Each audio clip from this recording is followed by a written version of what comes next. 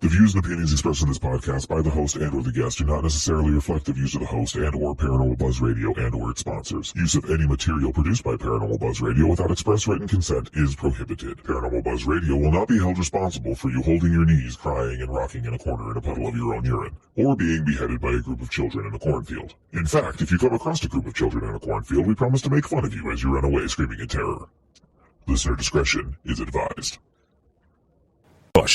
You are now entering the all-consuming realm of Shay's Paranormal Chat, where the things that are better left unsaid are actually said. Shut up and sit down.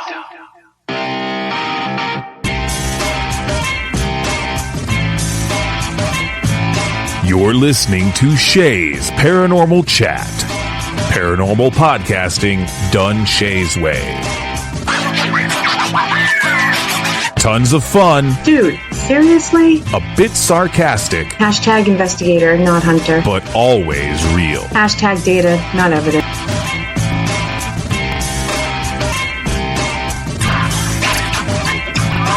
Don't get your panties in a twist. Oh my god, really? This is real, raw conversation.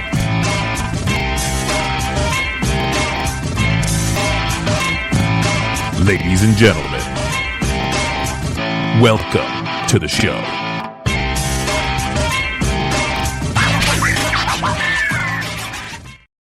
Good evening, everybody. TGIF, thank you as always for joining me, and you are in luck because I have some great guests. This is a pre-recorded show.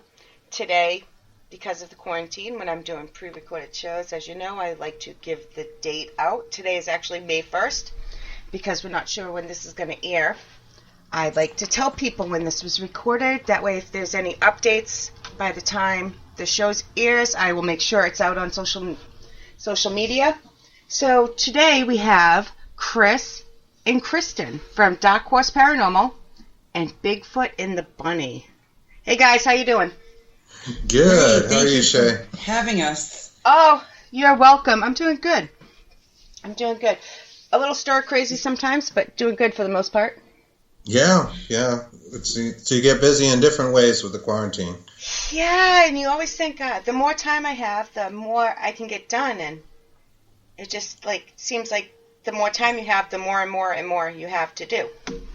It would seem, right? I feel like I'm barely getting anything done, but I guess I'm actually getting a whole lot done. But it's strange. I'll be compelled to take a nap in the afternoon and. Yep. Weird things. It's good.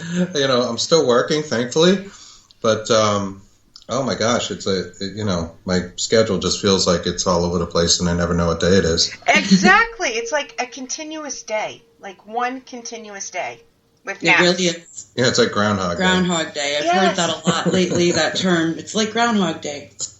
Yes, I mean, but we're all safe here, at my house. My mother's quarantined here with us. My 19-year-old daughter, and my 20-year-old son. So we're all stuck here together. So if you hear noise in the background, it's normally pretty quiet. But under the circumstances, if I give them a little bit of leeway. Not much, a little bit. That's completely understandable. We have children at home as well. So same here as well. If you hear a little noise, it might be my son in the background, my little guy. Yep. I get it. Trust me. Let's talk about the podcast just a little bit. You want to tell everybody about the podcast and where and when they can find it, and then we'll go back to you guys' history. Yeah, okay, sure, absolutely. Well, we do two types of shows. We do a produced podcast called the Dark Horse Paranormal Podcast, and you can find that at darkhorseParanormal.com. We also do a live show every week on the United Public Radio Network called Bigfoot and the Bunny. And some of those shows are available on our website, which is also www.bigfootandthebunny.com. They're kind of remixed and, I changed the EQ so they sound real good, but it's only a handful of shows. The archives are on the United Public Radio archives, which you would find by searching them out. They also go out on, most podcast outlets along with the other shows. So wherever you get your podcasts, you could find, both of those things. The live show isn't produced. We just do that one every week. It's on Tuesday nights at 9. 9 Eastern. 9 Eastern, yes. We have to say that. It has to be clear, and I always have to Especially think my Iowa friends. I have tons of listeners in Iowa. They'll be looking for you at 9, and they'll be like, "Oh, sorry, it was 8, guys." Yeah, exactly. And we actually broadcast out in Central Time because the station is in Louisiana, yes. And we're up in Massachusetts. So it is on terrestrial radio if you're in New Orleans as well at 107.7. 107.7 New Orleans. FM. And I will make sure I share all this information, guys. When this show airs, I'll make sure to get that out also, so people aren't like trying to write things down real quick. Yeah, no worries.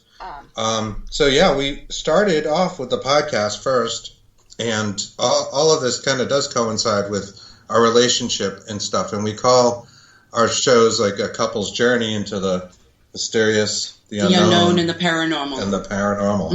And that is kind of our catchphrase. And it is truly what it is. Kristen and I dated for years. We've known each other throughout our lives in odd ways, kind of crossed paths. We grew up a town away, of course, but both our parents were antique dealers, and there was a lot of little similarities and places we can get into some of that where we crossed paths. But long and short of it, to abbreviate some of that, I would say it's just interesting to note that she really despised this paranormal stuff because of a bad childhood experience.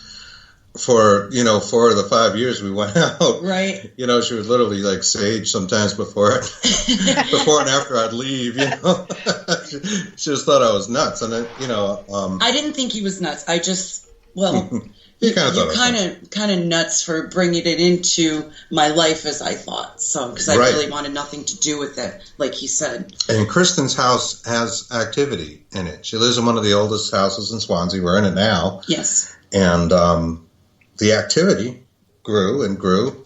So I said to Chris one day after about, 4 years of not wanting to listen, I'm like, look, there's a lot going on in my house, and I hate to ask you this, but since you've been on paranormal teams and everything, we need to figure out why there's been so much going on in here. Right. The activity actually was growing and kind of festering to the point of, like, Kristen seeing our refrigerator door open by itself. Right. And I was sitting there. You can see my kitchen from my living room, and I was sitting there, and it was at night. The door just came flying open. It's really hard to open my refrigerator. So I'm sitting there and waiting. I thought it was one of my sons. So I walked into my son's room about, 5 minutes later, and I said, hey, you couldn't shut the refrigerator door? You in a rush or something? And my son's like, what are you talking about? And I said, really, the door was left open. He says, Mom, I haven't left my room in 2 hours. It was, like I said, it was late at night. Yeah, so really? Okay. So my son was really freaked out after that. So you also had the experience with the Xbox. That was kind of neat. Her son has an Xbox, and it has this thing called Skylanders that plugs into it. And it's literally called the Portal, right? And it lights up, and it's powered by the Xbox, like through the USB. And it has LEDs, and it lights up, and you put figurines on it, and they go into the game and such. And it was lighting up. My son's Xbox was in his room at the time for like 2 days. So this wasn't even plugged into the Xbox for, I don't even think he played it for a month even before that, prior to that. And it's sitting in my living room. And like I said, his Xbox is in his room. And we're talking. It was at night. And we were talking. And all of a sudden he comes out and he says, Mom, that's all I heard. He's my 12-year-old. And I looked down, and the portal was lit up. And we were trying to, of course, debunk it. And it just, like I said, wasn't played with or anything. It was just... Wasn't plugged in. Yeah, it was not plugged into the Xbox. The Xbox was in my son's room. Yeah, so we're thinking, hey, there's something going on here. Yeah, just the day prior to that, I had said to Chris, I'm going to call this the portal. The house...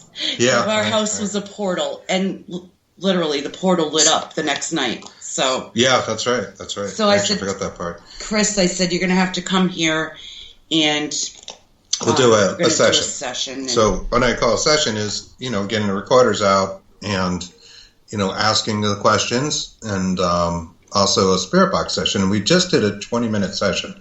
I've got the whole session actually out on our SoundCloud. If you search for Dark Horse Paranormal on SoundCloud, you'll find that. It's on there somewhere. It's messy. I'm trying to clean it up. But there's a bunch of clips and things that aren't necessarily in the podcast or separate that are out there. So it's worth perusing that site. And yeah, perusing away. If you're out there perusing away the interwebs, go there. So we did a 20-minute session, 10 minutes of just asking questions and 10 minutes with a spirit box. And at that time, I think it was a Shack Hack that I have, just an old Radio Shack radio with a capacitor cut. And I'm sure your audience knows what spirit boxes are. The seek function is disabled, and it just scans stations endlessly. The Shack Hack will hang once in a while because it's an older piece of thing and wasn't designed for that, but it works pretty well. And anyways, we did this 20-minute session, and we got answers like immediately, like as soon as we started recording. There's an EVP where you hear this. Chris is asking me about the lights in the room, or maybe turning a light off or something, and you hear a whispery voice go, Chris, just wait. Just like that. And it's not us. We're talking through it. You have to listen close for it, but it's there. You can hear both of us talking over it. Yeah. Chris, just wait. And it was just her and I home. There's nobody else in the house. We started asking questions, and we really did get answers. I sent you one of the clips from that session. It's a spirit box clip when we get into the latter half, and I could send you more if you want.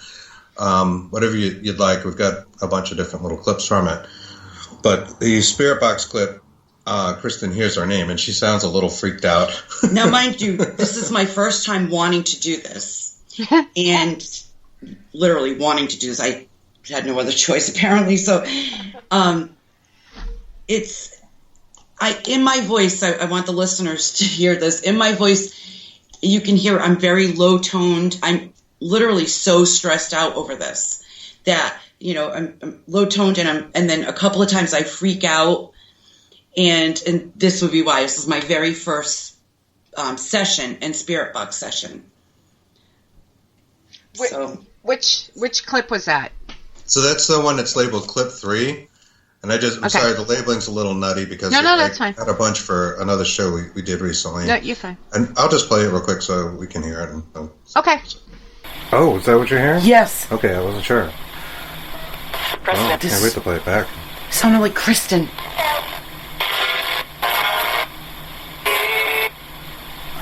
Yeah, I heard the voice after. Remember, I'm wearing headphones with you guys, so it's hard for me to hear. But I heard definitely after she said sound like Kristen, I definitely heard a voice under there.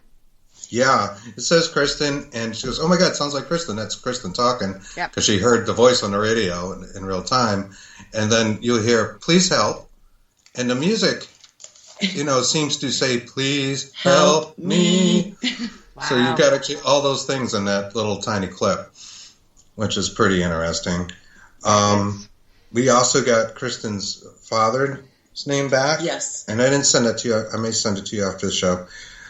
Thomas. And we would get that several times. And that was a good thing. We think her father has passed, and we think that he's here, kind of looking after Kristen, if you will. And that was my kids. Part of the activity. Yeah. We've gotten his name back quite a bit, his full name, in fact, in other places. A lot of times when I'm doing dishes, I am the dishwasher, I shall say. Me too. I don't have one. Me too, I am the dishwasher. But a lot of times when I'm doing dishes, I feel a hand being put down on my shoulder. And so I turn to the side, and it's usually my right shoulder. Turn to the right, and I say, hi, Dad. How are you doing today? So it kind of gave me a little clarification when I did hear that, even though I'm freaking out in the session. But at the same time. Yeah. Yes. Right. But like Chris said, we've gotten it in other places too, and we haven't even asked. We literally, at his house, have gotten my father's entire full name. Yeah. That's yeah. Cool. Yeah. We've been able to do these sessions at our houses at different locations and, haunted locations and such. It's pretty interesting. I think there's like a mix of maybe spirits that are around us, that we feel, and also maybe, some that are somewhat location specific. But anyways, Kristen isn't scared anymore. No. And now she's the first person who's like, all right, play it back, hurry up. Hurry up, I heard something, play it back. It took her a while to get in there. I think it took like 2 weeks for you to actually accept that we had done the session and play the whole thing. Yeah, Chris. I was so excited. He's sitting we're at his house now, and he's sitting on the bed, and he's got the headphones on. I can literally hear the EVP.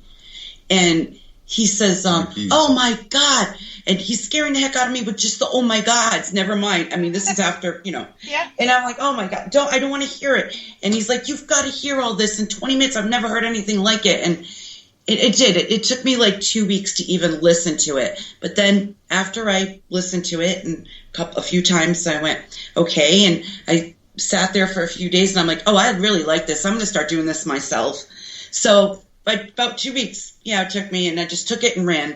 But you, if I remember correctly, you had some bad experiences as a child with the ghosts in your house, correct? Yes, I did. This is why I never wanted to listen to any of this. So maybe it gives you back a sense of power now that you're older and have control over your... You can't control the ghosts and stuff, but you can control what you put out there, and it's about intent and, exactly. Take it as empowerment And I think that's what I did. I feel like that now. I'm pretty sure that's what I did. I just took it and like I said, ran with it. And I do now, being older, like you said, being older and knowing other things that I know, and like you said, with the energy, with the intent, I'd feel safer, I guess you could say. So yeah, we've gotten pretty good at banishing, which is interesting because we had all these kind of ritualistic ways to do it. We also have like a background in witchcraft and various occult things. Like I have a occult type background, so I've done like formal type banishings, and Kristen had her own way with her sage and Palo Santo. Surprising that she would be afraid of the spirits yet be into this stuff. Before you continue with that story, do you want to explain for the listeners that might not know what a banishing is? Sure. Well, the idea of banishing would be to, you want to remove the spirits. Like, we did hit a spot through our investigations where we got haunted by something along the way. And we don't know exactly which location because we were visiting a few at the time. But this character, we became kind of obsessed with it. He has a name. It's Frank Houghton, and you can learn more about him in our podcast if you go back and listen to things like the Evil AM Band, as we call it. Yes. Which is a lot. It's tough to explain quickly, so I'll let the listeners maybe just go find that. But it became obsessive for us, and Kristen was seeing a lot of things. She can see things visually with clairvoyance, and she felt particularly haunted and it was very negative. It was a very negative entity. I do feel, like Chris said, I do feel things a lot.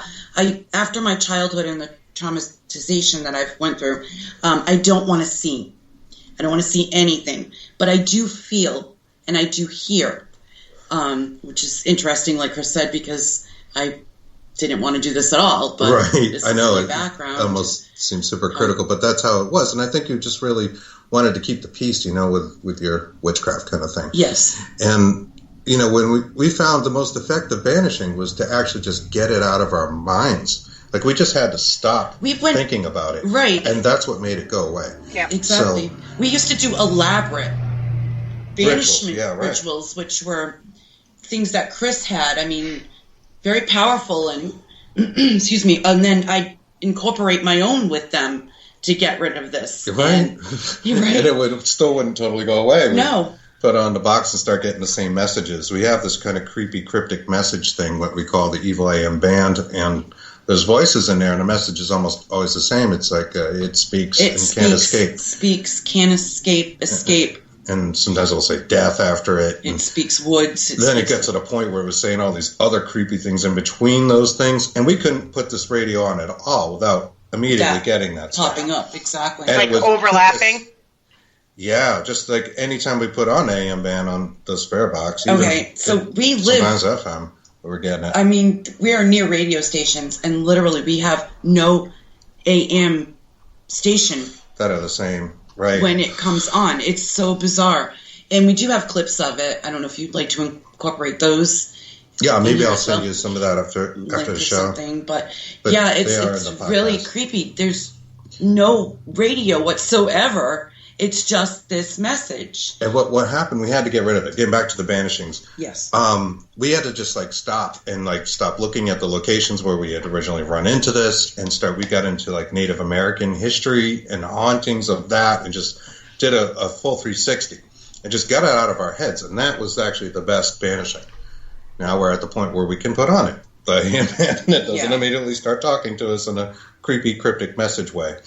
So that was the point with the banishings, is it was really mental more than anything. No matter what I was doing, I was going, calling archangels and all these elaborate things, and still felt haunted by it. But it took actually just changing our focus completely out of sight, out of mind, and just forgetting about it. We had to let it go. I think sometimes the more attention these things get, the stronger, or they like the attention and they stick around. Absolutely. So. That's exactly what happened. We really did become kind of obsessed with it. I started seeing certain things, and it was really bad for a while. It was a bad time. It was depleting our energy, basically. One quick story about that is Kristen was watching one of our shows back on her phone. No, on the laptop. On the laptop. I'm at work, and she's like, "Oh my God, go to 2211." It was 2111. 2111. You're not gonna believe it. And I'm going back. I'm looking at it on my phone at work, and I'm like, I'm not seeing anything unusual. I'm stuck at 2111. This was the show from the previous night on Bigfoot and the Bunny on UPRN.com. And talkradio.com. Sorry. And I'm watching it. And I see all of a sudden I get stuck. And I'm like, okay. So I thought that in the background of where I was sitting, I thought it was my cat. And I'm like, what is that? And as I'm getting stuck, I see it. And then the cat, thinking it was the cat's tail, I'm thinking, gets to the camera in front of me. I'm like, what is this? So I'm going frame by frame by frame by frame. Frame by frame by frame by frame, back and forth, back and forth. And I'm like, oh my God. And what it was this big blackish gray mist that came about from my left side, came around my back, and literally had a black and gray hand come out. Wow. And wave to my camera. Wow. Okay. Yeah, it was really, really freaky, scary, and I'm like, oh my God. So I tell Kristen. Kristen's looking back, and mind you, he's at work. He keeps going. He's like, Kristen, you're not stuck at 2111. I'm like, I got stuck. It's right here. Right. And so this is one of the ways a haunting can kind of work, right? Kristen perceived these things, but it's not actually in the video. Right. She most definitely perceived them, which brings us to another story where I think the most haunted thing that's ever happened to me happened to both of us, and we can't really prove it out. Although I've got a couple of clips from that location that you can play where we did talk to spirits, and that's pretty interesting. But we went to what we call the undisclosed location. It's a place you're probably familiar with. They have a sign out front. It's a cemetery, and they do ask that you not do paranormal investigations there. And we didn't know that. It wasn't always that way. We went on 4th of July, and it was the morning. So we were just going to walk around. Right. We had it's open to the public during the daytime.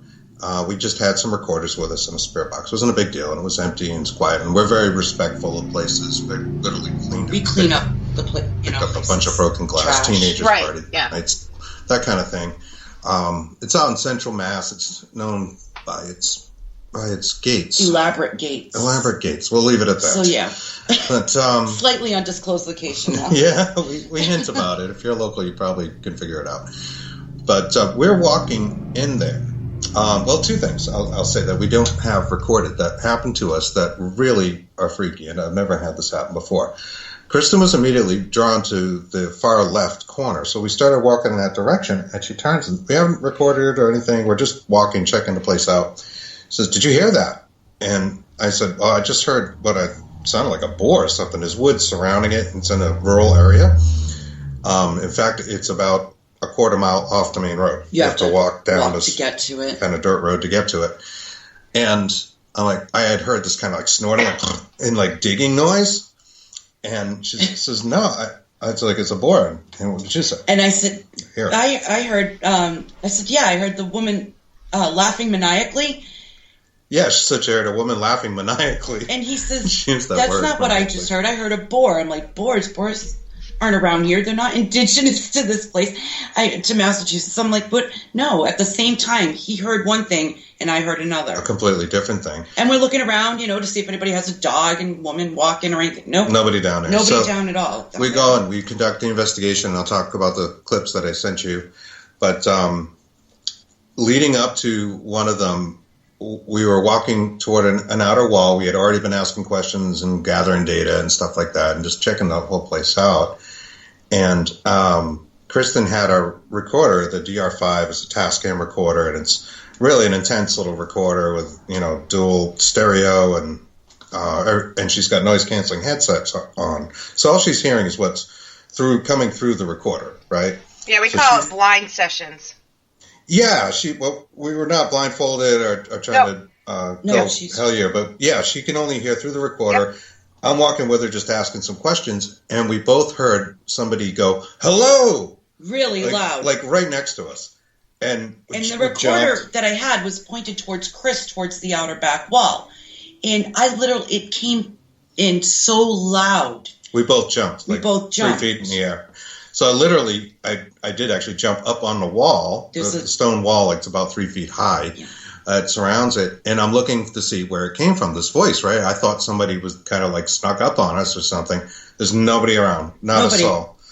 And when we played it back later, the really paranormal part is it's not in There's no big hello, no really loud hello on any of our recorders. We had 2 recorders going. We had a phone videotaping the thing. Don't you love when that happens? Yeah.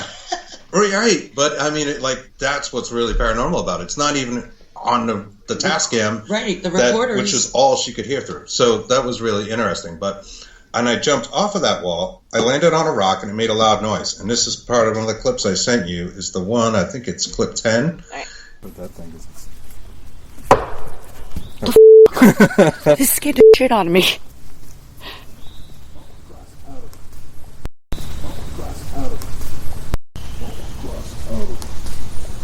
Yeah, I can hear that one. This is the one that stood out to me before. You heard the background? I heard the bangs and then the bleeping. And by the way, you can swear on the show. We weren't okay. sure. Yeah, you can. I'm from Massachusetts. I have a mouth like a sailor. I love you. Yeah, we are always trying to censor ourselves. We always hold it back. I should have told you that in the beginning. But then I heard that voice underneath after, too. Yes, that's the one. It's an EVP. Yeah, so it's kind of old English. It's gruffy, a gruffy man. And it's old English. See, again, I can't fully hear it, so the fact that I can hear anything in it at all is pretty good. Yeah, if you play it back, you'll definitely hear it. I'll play it later when I can put my. It's on my phone and I'm holding it to my ear. I looped it and then I amplified it and slowed it down slightly, so it's good for your listeners. But he says rock trezo. So at that whole time with that whole hello and everything and the energy, I did feel was thick in the air. Then with the rock banging, and then you hear rock 'twas old. Right. We don't know what that means. Like, all rocks are old, but maybe it used to be on the wall. It looked like one of the flagstones that was on the wall at one time, and it had fallen off. Again, it's one of the most oldest cemeteries as well. So it's very old, yeah. So this old English man must have gotten mad at Chris and said, figuring the rock was old, don't break it. I don't know what he was thinking, but, I have no idea. But we definitely caught that, and it was a very paranormal minute. It was. Time, half of it you can't hear because the hellos didn't record. Yep. The hello, but you do hear the rock 'twas old, and that all seemed to happen in 30 seconds or something. Yeah, just a minute. That was pretty neat.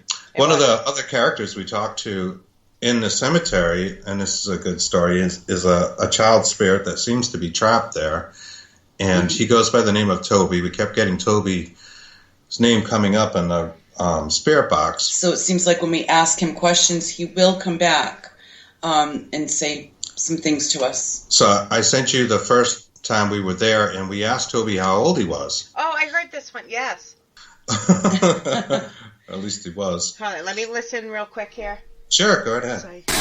Toby, how old are you?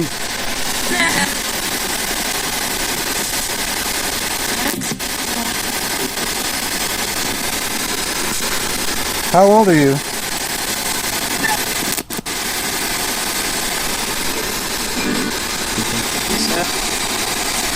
Yeah, I heard it at least twice.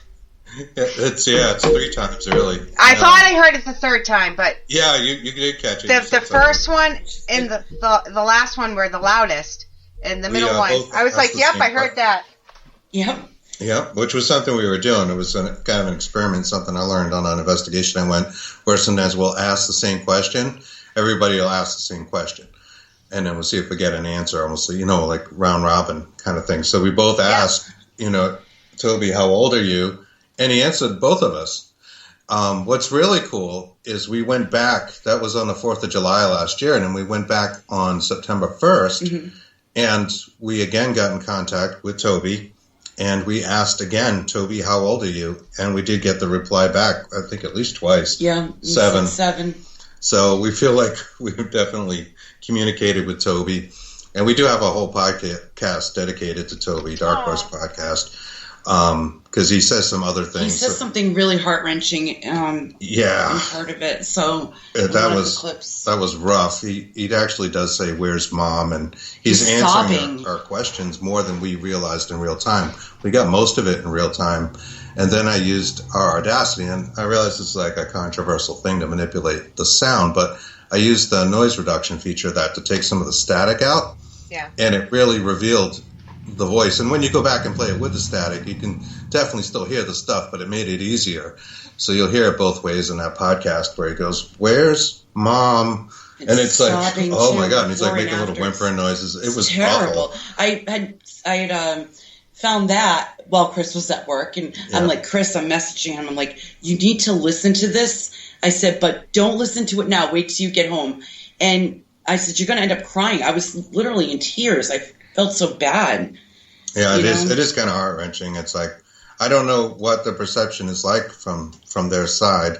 We don't totally know what to do about it. We, don't know if we can cross him or if we should. If we have the ability to do that. We tried to learn about that. We tried to learn about crossing spirits to the other side if they're... we just don't know what the light is. We're having trouble with it. Trouble finding the light. Not necessarily our bag, but we've talked to people who, are good at this and that they indicate that you should do that. But I don't know. We're still learning. Right. Other people have said, you just leave it. I'm one of those that I think we just leave it. I think everybody has the right to their own opinion, though, so I didn't mean that badly. Yeah. But it makes you want to help so much. It does. Right? It does. Trust me. I feel you. Yeah, and we do hear it. Like, please help a lot. It's something that's common in our recordings, and we, don't know what kind of help they need. If they're earthbound spirits, what's residual. Sometimes you don't know. If you can actually help. But Toby does seem to be a real character, and we were able to communicate directly with him. We have a cast of characters at our undisclosed location that we can literally speak to, and they speak back to us. And you can tell by their certain voices. They manipulate it to make their voices the same. Right. Almost all the time. It's one of those bizarre. characters was the one we had to banish. Yeah. It was not such a nice character. No. His name, and we've done so much research on this, but we still don't really know who this person was or if they actually really existed. But the name is Frank Hoden, and that ties in with the AM Band, Evil AM Band podcast that we put out there, and Bigfoot and the Bunny shows. We've done a few on the AM Band and a few on Toby. It's almost like we can trial run it on the live show and then kind of, put it together in the podcast, and you kind of get all the stuff in, one listening. Right. Just found it, so I'll send you where it says, "Where's Mom?"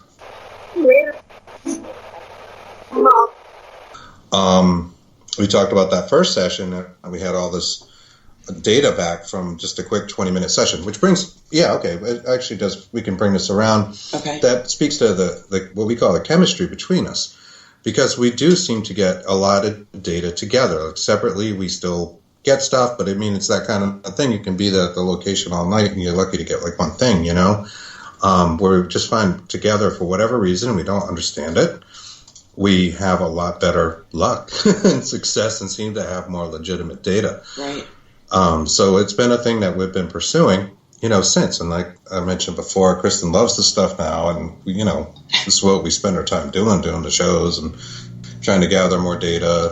I like it, but it's not like I walk around with a spirit box all day long either, or a recorder going, you know. Of course not, but you know, she's not scared of it anymore. I'm not afraid. In some instances I am, but it's a good amount of afraid. Right, I am. The reason why you're afraid, because we didn't actually get into that.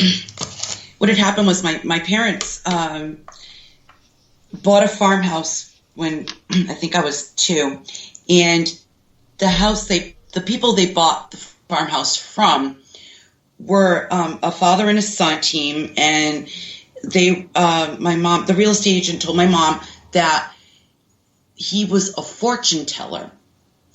Now, I don't think they told her what had happened in the house, but I'm not sure. But as I was growing up, I knew it was a he. This spirit in my house would really bother me, and I would be yelling at it and stuff. I was an only child. Like I said, it was a farm, so all I had was my animals and stuff, and it was just me, my mom, my dad. And this presence would be around me all the time. Like I'd be laying in bed and you get the infamous somebody sitting on the side of you. Like, you know, you can feel the pressure. You can feel, and it was stuff like that. And I was only little, so of course my imagination is running, and it was bizarre. But at one point when I was 7 years old, 7 like Toby, I was 7 years old, and my mom had called me to the top of the stairs. Now I remember being at the top of the stairs. So my mom was downstairs. She called me to the top of the stairs, and she said she wanted to say something to me. But all of a sudden, I feel from right behind me, I feel these hands, big hands, because you remember I was little. So, and it just pushed me right down the stairs. Like I almost broke my neck right down. Like I flew off, like down the stairs. But what was weird was I wasn't standing very close to the stairs. I remember this because it was such a traumatic thing. And after that, it started getting even worse. I had this doll that plastic head, had a cloth body, plastic hands and feet, and it had a pull string. When you pulled the pull string, her plastic head would go around in circles and sing. Dun dun dun dun dun dun dun dun dun dun. Chris knows I hate this song, and that's so creepy. Yeah, well, what's creepier is that we had creepy toys. We both did. What's creepier is that it would go off. You wouldn't even pull the pull string. It would just go off by itself and do the entire song. And I would yell. I would constantly yell. And a couple of months ago, I guess my mom and I were talking a couple of months back, and she said to me, I just wanted to let you know that he wasn't, the man I found out through the neighbors wasn't just a fortune teller. He was a witch as well, and not a very good one, I guess. I don't know. As she was going on, she goes, and he died in the house. I'm like, it took you so many years to tell me this until I'm, almost a grandmother, for God's sake. And you're telling me this now? Why? Explains a few things, right? So he had some kind of occult background. Not that we don't, but maybe he wasn't such a great guy. No. And you had this traumatic, thing happen to you. Plus, you grew up in a haunted house. You weren't there for your entire childhood, right? Right. We sold the house at I think I was 14. We sold the house when I was 14. So, but as we were selling the house, and my dad would never. He just shrugged it off. He was like, yeah, right. One of those. Yeah. And my mom was really good. She tried to explain, which is about nature and things, which is, I believe, how I got into my background. It's my mom. She believed in God and stuff, but she also believed in Mother Nature. And she taught me a lot about the animals and the flowers, the plants, the trees, the herbs, vegetables, we used to grow vegetables and stuff, and we raised our chickens and, and our livestock and stuff. So my mom's the base of everything who I am today. Right. Kristen likes things like fairies and the things like that, and my background is more like, I work with a sorceress. So it's like, there was a reason why she was sage after I come over. And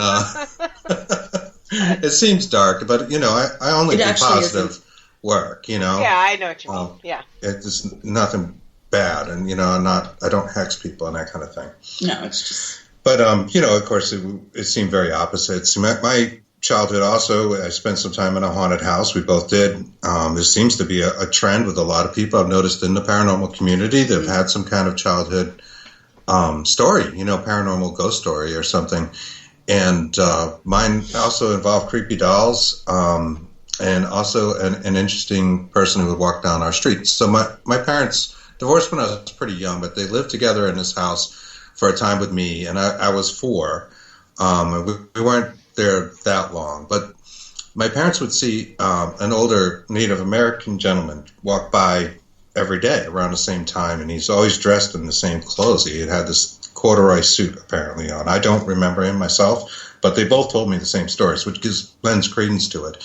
I would see him. He would never say hi to anybody. They just would walk by like he had somewhere to go. And this went on for a time, and my parents asked, my father asked the neighbor, who is that guy that walks by the house? And nobody else had seen him. So one night, my father wakes up. They're in bed at some, ridiculous time at night. And he sees this gentleman, like kind of hovering over my mother. And my dad was a pretty crazy guy. He's from Philadelphia. He kept a big knife under his pillow, and he pulled out the knife and just like instinctively stabbed the figure, and he recognized as the guy that walks by the house every day. And his hand went right through this. This was a specter, apparently, that was seeing him. Went right through, and he said the only thing he felt was the corduroy along his hand. He almost accidentally stabbed my mom. Now, they had other haunted stories. They always told the same stories, which, again, lent some credence to it. Because they divorced. They divorced, and they lived in different houses, and they never, ever said any of the other places where they lived was haunted except for this one place. They used to hear our babies crying in the basement, footsteps coming up from the basement. My dad was a musician, and he had his drum set up down there, and he used to hear a lot of weird stuff at night, like a baby just crying down there. I spent a lot of time in my room in my own drama. Now, this gets back to, being a child and what you perceive.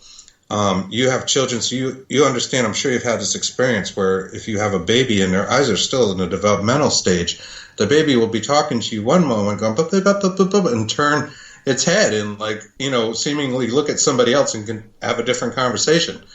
It's weird how our minds develop, and what we're open to, I think, as children is not necessarily the same. So our imaginations, it seems like a reality, yet, when I talk about these clowns, do you know what Steiff bears are? You ever see Steiff? They were a German manufacturer that came out in the 1800s, and I believe they still exist. They were created by this woman. I think her name was Margaret Steiff. Did they look like ugly Teddy Ruxpins? Kind of. They look very handmade. They're very collectible. She may have invented the teddy bear. The woman herself. It sounds familiar. And she was in a wheelchair.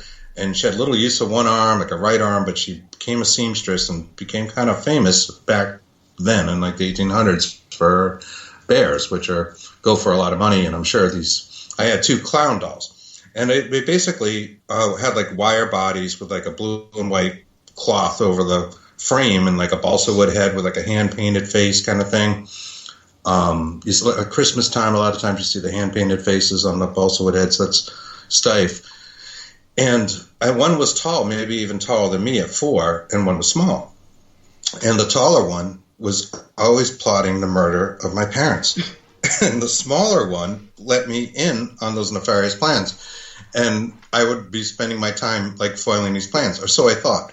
Now, I have a great memory of all this stuff going on. And he's 4 years old. I'm 4 years old. And there are certain things I remember about the house. I remember the sunken living room. I remember the layout, basically. My parents had a big fish tank, but there isn't a lot about it I remember, but I do remember these clowns.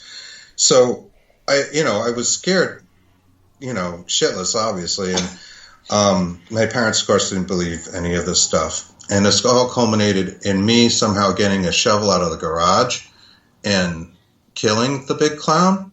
And then he deserved it, in my opinion. Clown corpse out into the side lot. There was a wooded lot next to our house, and burying him. Now, I remember this. I'm not saying it actually happened, but this is what I remember. Yeah. I'm not saying the balsa wood mouth opened right up and the thing was talking to me, but it was always trying to kill my parents, and I remember that. Damn it. And it was like, I'm always trying to prevent the homicide of my parents. It was awful. That's my haunted memory from that house, and they told me the other stories. So I was, intrigued with this stuff growing up, and he took it and ran, where I suppressed everything and blocked everything out of my memory. Exactly, which and that's why I choose not to see. I love horror movies. I loved Creature Double Feature. You might remember being from this area. Creature Double Feature. The back-to-back horror movies on a Saturday afternoon. Oh, yes, I remember. And all this stuff, and I got kind of into the occult stuff in middle school too. I got into Tales from the Crypt. Tales from the Crypt, loved it. I read like every Stephen King book when I was a kid. I loved that stuff. I just couldn't get enough of it. I got into astral projection as a kid, and I had a self-hypnosis tape, and I was very good at it. And when I was, 12 or something, better than I am now. So I was always interested in this stuff. Eventually, I'd wind up on doing like paranormal teams and all that, and I had some great experiences with it. But again, Chris wasn't, repressing it, didn't like it, and that changed, And since that changed, we've been doing this stuff pretty regularly. Different paths, but they came together.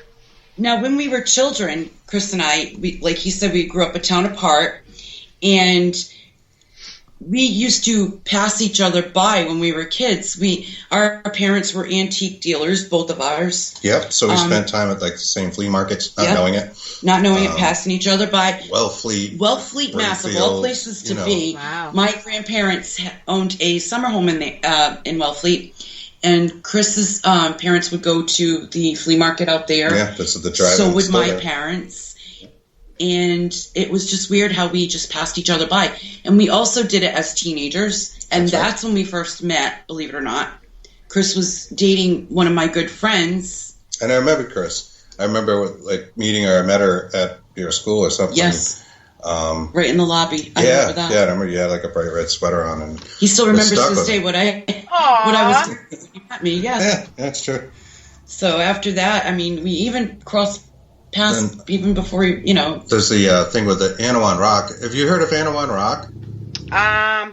You're familiar with that? It's in Rehoboth, Massachusetts. It's where Chief Anawan had his last stand. He surrendered there. Yeah. It's just off of Rehoboth is a pretty haunted place. Yeah, that's Route 44 Hitchhiker, and it's definitely in part of the Bridgewater Triangle, that area. Kristen's parents had an antique store right there, like next to the Rock. And as a child, you played there. I did. I played there. Played at the Rock. Yeah. We'd eventually go back and investigate it. But they were friends with there's a few antique stores over there. Family that I knew, like my friend's girlfriend's parents were the antique dealer there. It was like right next to Kristen's store. Yeah, we would go down and be there as well, my mom and I. I was always hanging out there as like a teenager, and I didn't know that Kristen sometimes was next door. Yeah. So it's there's that, and then there's, as we got on with life, my ex loved this band, and we had to follow it as every weekend as much as we could. And the band was Grandma's Pajamas, and there was another one. And later it was Pearl Divers. Pearl Divers, yeah. And come to find out, Chris was in this band. Those are my bands. I already knew this from seeing him once, the first time. But then my ex really liking him, and I wasn't about to tell my ex that. He was dragging her out to go see. Yeah, to go see Chris. I'm like, this is great every weekend seeing Chris. So it was just weird. Like, he was married at the time. 90s, yeah, and so was I. So, and then I ended up getting divorced. I started nursing, and his wife was a nurse as well. Yeah. So they worked together. We ended up working. This was in the 2000s now. One night, one night my ex-wife came home and she says, "Hey, do you know this Kristen Johnson?" I'm like, the name sounds familiar. She remembers you. It's almost like she had a little premonition of her own because she seemed a little disturbed that, you guys have worked together. You seem to know her. It was like I saw her tag and I was like, oh, I know a Carr. We ended up working overnight together. His wife and I, his ex-wife and I, ended up working overnight together. I remember her tag, and I said to her, "Oh, I know that name. I know a Chris Carr or Christopher Carr." And she's like, "Yeah, that's my husband." I'm like, "Oh, cool." I said, and it would be years later. It's not like that led to like an affair. Yeah. No. Like that. It was years later that Kristen and I actually 12 years after that. Yeah, got together. Paths Been long kept before. intertwining. I'm sorry? Your paths just kept intertwining. Yes. It did. It was meant to be. Exactly. It seems like it really does. So that is my one romantic statement for the month of May. Well, maybe ours too. I'm just kidding. Let me maybe go over the clip Ghost. This is pretty good. And we actually took this from Anawan Rock. Okay, hold on.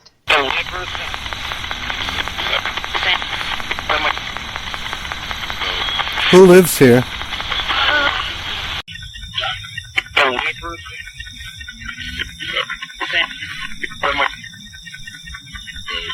Who lives here? What it's saying there is the neighbors think I'm a ghost. That I'm a ghost. And I say, who lives here? And it answers, ghosts. Ghosts. So that's kind of a funny clip. That came from Anawan Rock. Yeah. And we've got quite a few. We've got a podcast called Native American Hauntings, Dark Horse Paranormal Podcast, where that's in it, and a whole lot more. We actually got Chief Anawan's name back, which is pretty interesting. And there's a lot of history in there. We love history, love telling the true side of history. Yes. The Native Americans really got screwed when we came here. And we talk about how that happens. And I'm sure a lot of listeners, even if you're familiar with that history, will learn something new out of it, because we certainly did. We did a lot of research. We also visited it's actually called the Old Indian Burial Ground in Grafton, Massachusetts. From the Nipmuc Indians. And that's a different tribe of Indians. That's the Wampanoags over here. My son's Wampanoag.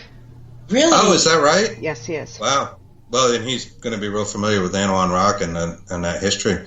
And the Nipmucs were out in Grafton, and that was a praying town. And that's where they kind of tried to convert them into Christianity and, remove all their culture. Yeah. And there's a burial ground out there on the main road. We went out there and got some very interesting and relevant data. So I encourage your listeners to check a podcast out. It's called Native American Hauntings. It's funny. It's a lot of good data in it, but it's also a lot of history. I compose different music or put together clips to make music for these things, and they're a bit more polished and produced than, say, our live show. That's awesome. I love the fact that you guys use the word data, not evidence. That's right. Thank you. That's right. I have a hashtag. I have a hashtag I use all the time. Hashtag data, not evidence. Oh, really? It's actually in my intro. That's how much I say it. The guy that made my intro put it in there. I love it. Well, that is the best thing, because, we don't know. No. We don't know the answers. Sometimes it seems relevant. There's always a way to kind of disprove something. And debunk things first. Yeah. We spend a lot of... Amen. We spend a lot of time trying to debunk things before we present it. Right. When you listen to those clips pretty closely, I mean, we have to both agree on what it says to even give it to anyone. Yeah. Which sometimes gets into this thing about apophenia, I think that's the word, where, one person can hear something slightly different because of the way their ears are tuned or the speaker you're playing it through than another person. We go through a whole bunch of headphones before we put this out. Yeah, we'll play it through different speakers and make sure we both hear the same thing, because we don't want to confuse anyone. I have a clip out on that SoundCloud that it says, if you play it, it sounds like, if I tell you, it says, "Bring light Lucifer," that's what you're going to hear. If I tell you it says, "Frank Mike Christopher," that's what you'll hear. Yeah. It's the same clip, right? Right. So that's apophenia, and I wrote a book, or co-wrote a book. Which gets into pareidolia. On debunking things called Debunking Common Paranormal Myths, Psychosomatic Pareidolia. And where can you find the book? That book's out on Amazon. We may do a new edition of it and update it. Some it's a couple years old, but it is a good place to start and gives a lot of good advice on debunking apophenia, visual things. There's a lot of good information in that book. That's awesome. And that is kind of where we come from. Even though we do have a lot of data to present, we do try to debunk it. Yeah, I agree. You have to. Yep. Otherwise, absolutely. you don't have a leg to stand on. If you put, No. If you throw everything up against the wall, of course one thing will stick. But if you pick and choose, you got to get rid of the crap. Yeah, exactly. My Facebook feed and Instagram feed's oftentimes filled with just like a lot of crap. It's like, well, that's a reflection in a window. Yeah. Yeah. Exactly. That's a dust ball. Yeah, it's God, the dreaded over. Oh my God, yeah. Horrible. I know. Oh my God, she's just like us. Yes. We're going to have a part 2. Oh, yes. Oh, Thank we'd love you. that. We'd love that. We'd love to have you on as well. Yes, please. But before we go, you have to tell the short version of how you guys came up with the name for the podcast, Bigfoot in the Bunny, because I read a little bit and I love how this happened. Yeah, it's an unusual name. We were standing outside of Chris's house, and Chris has a bunch of bushes and With a wall of hedges that divide and trees, my yard like with trees. the neighbors. It divides the yard, and we have this bunny that always comes out. So we were outside one night, and we were standing outside, and we were looking up, and the bunny was outside with us, and all I could do was point because there was this thing, and it was Point up in the sky. right faster than a. We saw like a reddish orange Yeah. light, and it was moving far faster than like a plane, but not as fast as a shooting star. So it just and it was came really over bright. us. And she just points up, and we look up, and we're like, oh my God. And It's like my first UFO experience, right? I said to him, "You saw that, right?" And he says, "Yes." And then he looks at me and says, "The next thing we're going to see is Bigfoot chasing after the bunny in the yard." So we were coming up with our names. I was only goofing around. For the radio station, I was only goofing around. I said, "Well, how about Bigfoot and the bunny?" And he's like, "Oh my God, I love that." I'm like, "Really?" And I do. I think it's cute. It's like it's so and it catchy. does have that story because it just was like a magical moment. We both see this thing. It's a paranormal moment. It really did appear to be a UFO. I don't know if it is or not, but I've never seen that before. This thing was moving. I mean, I've seen, military jets and stuff, but this thing was screwing, but not as fast as a shooting star. I can tell you're from Massachusetts. Yeah. I haven't heard And we're somebody just like, oh say my that in so God. long. I love it. Sorry. I can be my dad, even though I'm probably older than you or your age at least. But my dad used to say all the time. Oh, that's funny. Sorry. No, that's fine. We love it. Yep. I don't get to talk to many Massachusetts or New England people on air anymore, so when I get to, I really enjoy it. Oh, that's awesome. Thank you. Yeah, we do too. We enjoyed this immensely. Thank you. Yes. I'm trying to have decent voices on the radio, but sometimes it all slips out. Yeah, the Massachusetts accent. I'm still parking my car. Yeah, right? That's me. You know. Especially when I I get can do a mad. little Allen accent too. When I get mad or, Yeah, right. My daughter grew up in New Hampshire. My youngest, anyways. Well, they all did, but my youngest daughter grew up in New Hampshire. And if she gets really mad and she starts swearing, you would swear she was, brought up and still lived in Massachusetts. Just from learning from me. I believe it. It's great. Yep, it stays with you. And you can adapt. If you go down south and you spend any time there, you start getting a drawl. It's weird how that happens, Mm-hmm. But, thank you so much. Thank you so much for having us.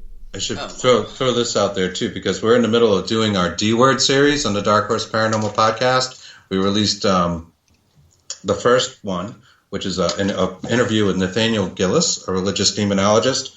I've got all the audio, and I mean, it's hours of audio. For the second one, with Carl Johnson and James Anito. I heard that today. I listened. Yeah, that's going to be 6.2. Yeah. There's going to be a third one after that as well. We're going to try to release them all pretty close together, the D-Word series. D-Word series, guys. You hear that? D-Word series.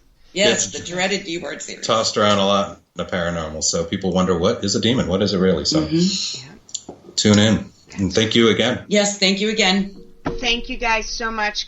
Good night, everybody. You're welcome. Good night. Thank you.